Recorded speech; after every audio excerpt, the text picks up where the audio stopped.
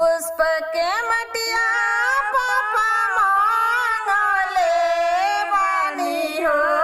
बेदिया बान्हले वाणी हो बेदिया बान्हले वाणी अपनाया मुरिया पापा छोड़ाई लेके करा से धाराई लेके करा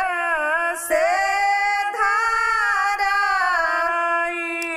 अंगूरी धाराई पापा घूमी ले साऊ से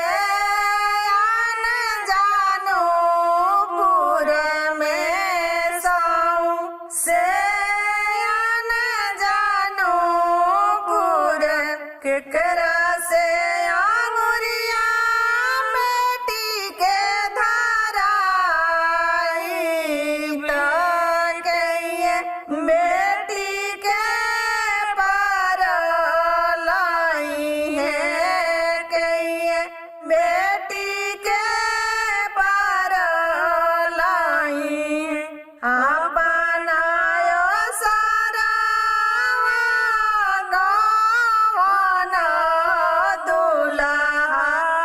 हंसी बात बोले ले हंसी बात हमरे से आंगुरिया ससुर जी धराई त हम धिया के पर लाइब हम धिया